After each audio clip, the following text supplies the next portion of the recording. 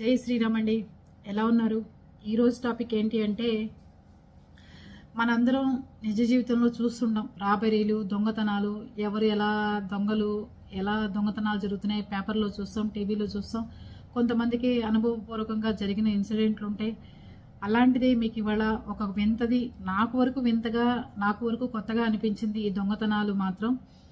మీకు కూడా ఇలాంటివి ఏమైనా ఫేస్ చేస్తుంటే దయచేసి మనం తెలియపరిస్తే ఏంటంటే కొంతమంది ప్రజల్లో అవగాహన వస్తుంది. ఓహో, మనం ఇలా చేయకూడదు, తప్పు ఇలా చేయకూడదు, ఇంత జాగ్రత్త పడాలా, ఒక ఆడవాళ్ళ పేరెంట్ అని పిలిచినా కూడా మనం ఇంత జాగ్రత్తగా ఉండాలా అనేది మనం ఈ వీడియో చూస్తే మనకు అర్థమవుతుంది. మా సిస్టరు భీమవరంలో ఉంటారు. వాళ్ళ సొంత పినత్త గారు, అత్తగారు, వాళ్ళ చెల్లెలు, ఆవిడ కూడా భీమవరంలోనే ఉంటారు, వాళ్ళ ఏరియాలోనే. ఒక ఆవిడ వచ్చి పరిచయం చేసుకుంది. మా హస్బెండ్ బ్యాంక్ ఆఫీసర్ అండి, ఈ ఊర్లో ట్రాన్స్ఫర్ అయింది మాకు, అందుకని చెప్పి మేము ఈ ఊర్లో వస్తున్నాము, ఇల్లు కోసం వెతుకుతున్నాం, టూలెట్ బోర్డు ఉంది, మరి ఆ ఇల్లు మంచిదేనా, ఓనర్ మంచివాడా అండి అంటే, భలేవారండి, ఆ ఓనర్ చాలా మంచివాళ్ళు, మీకెందుకు, మీరు వచ్చి సామాన్లు తెచ్చుకు దిగండి అంటే ఆడవాళ్ళని పరిచయం చేసుకుందనమాట, ఆ కాలనీలో ఉన్న వాళ్ళని. మీకెందుకు, మేము చెప్తామండి, రండి మీరు దిగండి అంటే, నేను ఇవాళ దిగుతానండి అడ్వాన్స్ ఇచ్చేసి అంటే, వెళ్ళి ఇంటి ఓనర్తో అక్కడ ఉన్న లేడీసే మాట్లాడి, బ్యాంక్ ఆఫీసర్ట ఏలూరు నుంచి ట్రాన్స్ఫర్ అయింది, కొంచెం మీ ఇల్లు ఎద్దుకి ఇవ్వండి ఇలా అడుగుతున్నారంటే, ఆయన ఏమనుకున్నాడంటే మన లైన్లో ఆడవాళ్ళే తీసుకొచ్చారు కాబట్టి వాళ్ళకి తెలిసి ఉంటుందని అనుకుని ఆ ఇంటి ఓనరు ఆ ఇల్లు ఆవిడకి అప్పటికప్పుడు అద్దెకి వచ్చి అద్దెకి అడ్వాన్స్ ఇచ్చేసింది. తర్వాత చిన్నగా ఒక చిన్న స్టవ్, ఏవో ఒక చాపాదుండు ఇలా తెచ్చుకుంటుంటే, ఏంటండి ఇవే తెచ్చుకున్నారు, సామాన్లతో వస్తానని చెప్పారు కదా మీరని అడిగారు ఆ ఏరియాలో వాడు. మా వారిని ఇంకా రిలీవ్ చేయలేదండి, అందుకని చెప్పి నేను ఇంతవరకే సామాన్లు తెచ్చాను, నేను వెళ్ళి పాల వాళ్ళని, వాటర్ క్యాన్లు, ఇవన్నీ గ్యాసు మార్చేవి ఇవన్నీ చూసుకుంటే ఒక్కసారిగా సామాన్లు తెచ్చుకుంటే అయిపోతుంది, మా వారేమో ఏవి తిరిగి చేయరండి ఆఫీసర్ కదా అని నేనే చూసుకోవాలి అని చెప్పారు ఆవిడ. సరే అని చెప్పి, రిలీవ్ అవ్వలేదు కదా పాపం ఆవిడ, బ్యాంకుల పనులు అవన్నీ చూసుకుంటుందని చెప్పి వీళ్ళు ఊరుకున్నారు. ఒకరోజు గురువారం రోజున మా మా చెల్లెలు అత్తగారు, అంటే నాకు కూడా అత్తగారు కాబట్టి, మా సిస్టర్ వాళ్ళ అత్తగారు వాళ్ళు భజన అనమాట, బాబాగారి భజనలో 14 మందో 12 మందో గ్రూప్ అనమాట వాళ్ళు. ప్రతి గురువారం బాబాగారి టెంపుల్కి కానీ ఎవరన్నా భజన పెట్టుకుంటే కానీ అక్కడ పేరెంటాలకి ఫంక్షన్లకి వెళ్ళి బాబాగారి భజన చేసి చక్కగా వస్తూ ఉంటారు ఆ పెద్దవాళ్ళందరూ. 60లో పడ్డ తర్వాత ఇలాంటివి చేసుకుంటూ ఉంటే వాళ్ళకి మనశ్శాంతి కదా అని చెప్పి చేసుకోవడం, వెళ్ళటం, చక్కగా దేవుడి ధ్యానంలో ఉండటం ఇవన్నీ చేసుకుంటున్నారు. ఈవిడ అవన్నీ గమనించిందండి. ఒక గురువారం రోజు వీళ్ళని పిలిచి మా ఇంట్లో నేను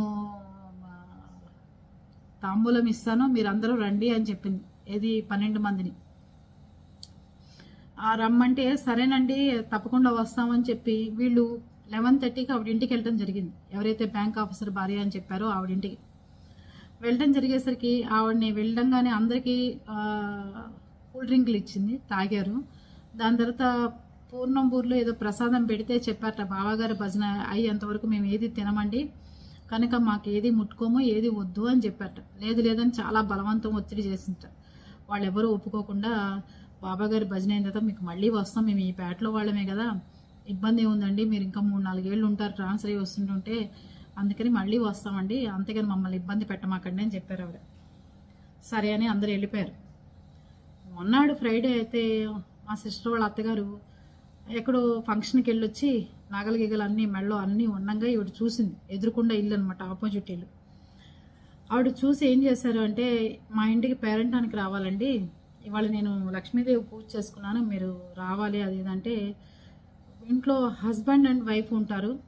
వాళ్ళ అత్తగారు మా చెల్లెలికి ఫోన్ చేశారు, అనిత నువ్వు రా, ఆవిడ నిన్ను కూడా తీసుకుని రమ్మంది ఫంక్షన్కి, మీ కోడలను కూడా తీసుకురండి అని చెప్పింది ఆవిడ. మరీ ఫంక్షన్కి నువ్వురట్రా, ఆ పండుగడంటే మా చెల్లెలు కొడుకు, వాడిని ఇంట్లో పెట్టేసి మావయ్య గారి దగ్గర మన ఇద్దరం కలిసి వెళ్ళొద్దాను రా అంటే, నా పని అవ్వలేదు అత్తయ్య గారు, మీరు వెళ్ళొచ్చేసేయండి అని చెప్పింది ఇది మా చెల్లెలు. చెప్పంగానే ఆవిడ లేదు ఆవిడ పెద్ద ఆవిడ అంత బలవంతం చేస్తుందంటే, లేదండి నాకు పని అవ్వలేదు, మీరు వెళ్ళరండి అని. సరే అయితే మావయ్య గారు చెప్పేసి నేను వెళ్ళేసి వస్తానని వెళ్ళారు. వెళ్ళిన ఆవిడ 3:30-4 అవుతుండగా వాళ్ళ మామగారు ఫోన్ చేశాడు, అనిత మా అత్తయ్య గారు రాలేదమ్మా, మీ ఇంటికి వచ్చిందా, అక్కడ ఉందా ఏమన్నా అని.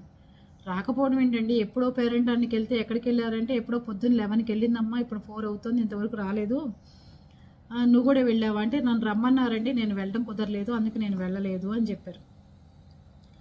లేదమ్మా అంటే ఇంకా వీళ్ళకి ఏదో డౌట్ వచ్చి మా మరిది గారికి మా చెల్లెలకి ఇంకా ఆ లైన్ అంతా ఈవిడ ఎవరింటికి పేరెంటానికి వెళ్ళింది ఏంటి అని ఎంక్వైరీలు చేస్తే మా ఇంటికి రాలేదంటే మా ఇంటికి రాలేదన్నారు.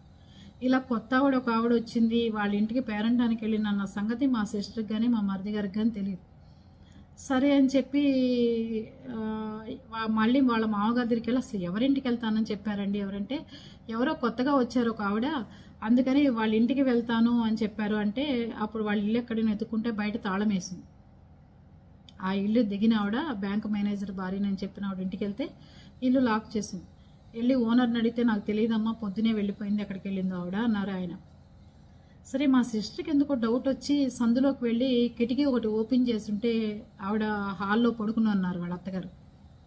ఆయనకి గుండెలు ఆగిపోయినాయి. ఏంటి మా అత్తగారు ఏంటి వీళ్ళింట్లో పడుకోవడం ఏంటి, అసలు ఏం జరిగింది, బయట తాళం వేసింది, దొడ్డి తలుపులన్నీ వేసున్నాయి ఏంటా అని చెప్పి వాళ్ళ హస్బెండ్ మా మరిది గారిని ఇంటి చుట్టుపక్కల వాళ్ళందరూ వచ్చి తలుపులు పగలగొట్టి లోపలికి వెళ్ళి చూస్తే స్పృహ లేని పరిస్థితుల్లో ఆవిడ ఉన్నారు. చెవులకి రాకపోతే చెవులు లాగేసేసి కనీసం 60 నుంచి 70 సవర్ల బంగారం తీసుకెళ్ళిందండి. ఆవిడ 11:30కి ఈవిడిని పిలిచింది పేరెంటానికి రమ్మని, ఈవిడ వెళ్ళారు. 12:30, 1 కల్లా ఆవిడ చిన్న టిఫిన్ క్యారేజ్ లాంటిది పట్టుకుని ఆ లైన్లో వెళ్ళటం అక్కడున్న కిరాణా షాప్ వాడు చూశాడు. ఈవిడికి మా అత్తగారికి స్పృహ రావడానికి 2 రోజులు పట్టింది. 2 రోజులు పట్టిన తర్వాత లేచిన తర్వాత అడిగితే చెప్పారు ఏదో పూర్ణం పూరి ఇచ్చింది తినమంది, రసన ఇస్తే నాకు వద్దమ్మా, నేను అలాంటివి తాగనన్నాను, పూర్ణం పూరి ఇచ్చిన తర్వాత నాకు ఏం జరిగిందో తెలియలేదు అని చెప్పారు. ఏ మగవాళ్ళు కానీ ఇంకో ఆడవాళ్ళ ఆసరా లేకుండా ఒక్క సింగిల్ లేడీ వచ్చి పేరెంటమని చెప్పి పిలిచి ఒక దేవుడు మాయలో మనుషుల్ని బ్లాక్మెయిల్ చేసి ప్రసాదాలు పేరెంటాలంటే లేడీసు అయ్యో వెళ్ళకపోతే పాపం చుట్టుకుంటుందేమో, ఈ తాంబూలం తెచ్చుకోకపోతే మన 5వ తనం ఏమైపోతుందో, లేకపోతే ఈ ప్రసాదం కాదంటే ఏమంటారు, ఈ పూట పేరెంటానికి వెళ్ళకపోతే దేవుడు ఏమంటాడు అని సహజంగా మనం అనుకుని వెళ్తూ ఉంటాం కదండి. అలాగే ఆవిడ కూడా అనుకున్నారు, వెళ్ళారు. దాని తర్వాత ఆవిడ స్పృహ రావడానికి 2 డేస్ పట్టింది. అప్పుడు పోలీస్ కంప్లైంట్లు ఇచ్చి ఆవిడ స్పృహలోకి వచ్చిన తర్వాత పూర్ణం పూరి పెట్టింది, నేను స్పృహ తప్పిపోయింది. దాని తర్వాత నాకు అసలు ఏమీ తెలియదు, 2 రోజుల తర్వాత మెలకు వచ్చింది. ఆవిడకి ఇచ్చిన మత్తు మందు కూడా తెలుసా అండి ఎంత పవర్ఫుల్ అంటే వాళ్ళు చెప్తున్నారు. మామూలుగా అయితే ఆవిడ కోమాలోకి వెళ్తుందని చెప్పారు డాక్టర్లు. ఆవిడకి బతికి బట్టగట్టుతుంది బయటకు వస్తుంది అని ఎవరూ అనుకోలేదు. అలా అంత పవర్ఫుల్ మత్తు మంది ఇచ్చింది. సరే పోలీసులు మంచి అందగత్త, మంచి తెల్లగా, మంచి హైటు వెయిటు మనిషి చెప్పంగానే ఇదే సేమ్ మనిషి మళ్ళీ వైజాగ్లో నెల తర్వాత సేమ్ ఈవిడికి ఏదైతే జరిగిందో పేరెంటానికి రండి తాంబూలం ఇస్తానని ఎలా చెప్పిందో సేమ్ వైజాగ్లో కూడా ఇలాగే చేసింది ఆవిడ నెల క్రితం. అక్కడ పట్టుకున్నారు. అక్కడ ఒకళ్ళ ఇంట్లో చేసి ఒకళ్ళకి తెలిసి ఇంకోళ్ళ ఇంట్లో ఇలా చేయడానికి వెళ్ళినప్పుడు, అలా పేరెంటానికి పిలవడానికి వెళ్ళినప్పుడు ఆవిడని పట్టుకోవడం జరిగింది పోలీసులు. పట్టుకుని రాజమండ్రి తీసుకొచ్చారు ఆవిడని. వీళ్ళకి ఇన్ఫార్మ్ చేస్తారు ఒక దొంగ దొరికింది, ఆవిడ మీరు చెప్పిన ఆనమాలలాగా ఉన్నాయి, మీరు వచ్చి ఒక్కసారి చూసుకుంటే బాగుంటుంది అని చెప్పి పోలీసులు వీళ్ళకి కవరింపించారు. సరే అని మా సిస్టరు, మరిది గారు, మా అత్తగారు అందరు కలిసి అక్కడికి వెళ్ళారు. వెళ్ళిన తర్వాత సేమ్ ఆవిడ వెళ్ళటంతో నా ఆవేశం వచ్చి దాన్ని 2 పీకింది.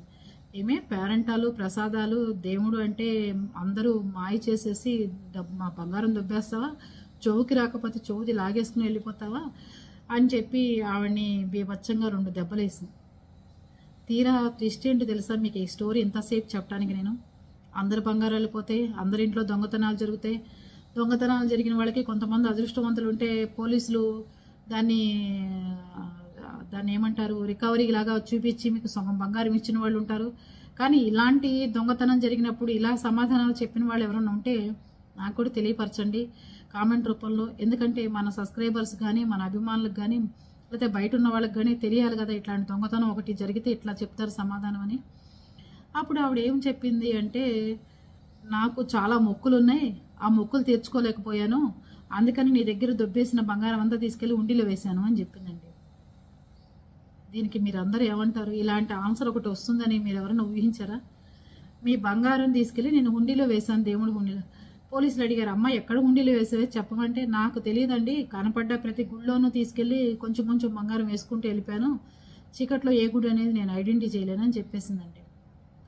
ఈ రోజు వరకు పోలీసులు ఆ సొమ్ముని రికవరీ చేయకపోగా ఆ కేసును ఆ రోజుతోనే క్లోజ్ చేసి వీళ్ళకి 70 సవర్లు 80 సవర్లు బంగారం ఎత్తుకుపోయి ఫోటోలతో సహా ఆధారాలతో సహా పబ్లిక్లో జనమందరి ముందు ఈవెంట్కి ఇంత మత్తు మంది ఇచ్చి పడుకోబెట్టి అంత రాబరీ చేసిన మనిషిని ఏ రకమైన రికవరీ ఇవ్వకపోగా ఏ రకమైన యాక్షన్ తీసుకోకుండా మరి ఆ దొంగ ఏమైందో ఎలా ఉందో ఏం చేశారో పోలీసులు ఎవరికీ తెలియకుండా రికవరీ అన్న చూపించండి అంటే మేమేం చూపిస్తామండి.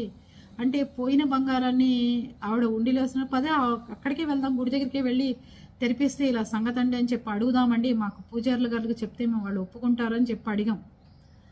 ఆవిడేమీ సమాధానం చెప్పలేదు. ఆ కేసుని క్లోజ్ చేశారు. ఇలాంటి దొంగతనం మీరు ఎక్కడన్నా చూసారా? ఇలాంటి కేసు ఎక్కడన్నా విన్నారా?